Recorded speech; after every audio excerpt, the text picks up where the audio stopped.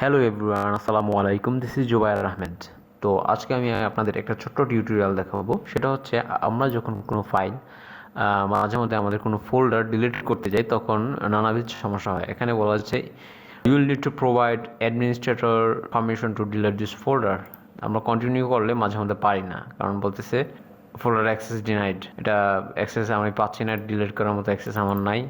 এখানে ভিতরে যদিও কিছু নাই বা কোনো কিছু থাকলেও করতে পারবো না। তো এই জিনিসটার ছোট্ট একটা সমাধান হচ্ছে এটাকে রাইট বাটনে ক্লিক করে প্রপার্টিসে চলে যাওয়া।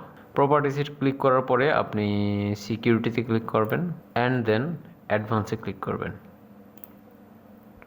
অ্যাডভান্সে ক্লিক করার পরে প্রথমে আপনাকে এই চেঞ্জে ক্লিক করতে হবে, উপরে ওনারটা চেঞ্জ করতে হবে।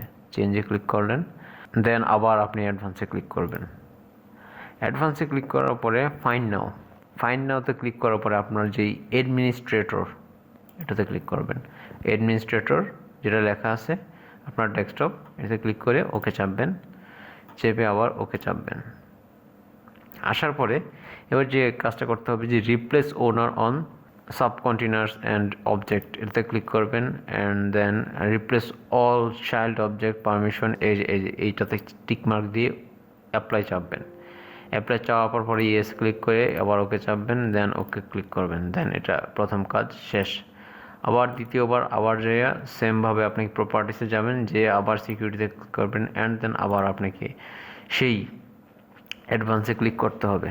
অ্যাডে ক্লিক করবেন, করে সিলেক্ট অ্যাপ প্রিন্সিপালে ক্লিক করবেন।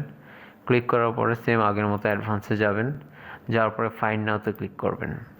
ফাইন্ড নাওতে ক্লিক করে আবার অ্যাডমিনিস্ট্রেটর ক্লিক করে ওকে চাপবেন, দেন আবার ওকে। এখানে আসার পরে বেসিক পারমিশন যে এখানে ফুল কন্ট্রোলে টিকমার্ক দিয়ে দিবেন, দিয়ে ওকে অ্যাপ্লাই ওকে ওকে। এবার আমি চাইলে আমার ফোল্ডারটা ডিলিট করতে পারবো। সাপোজ এই যে ডিলিট হয়ে গেছে, কোনো কথা বলবে না, একদম জিজ্ঞেসই করবে না, কারণ এটা পারমিশন যেটা ছিল, যে প্রবলেমটা ছিল, এটা আপনার সলভ হয়ে গেছে।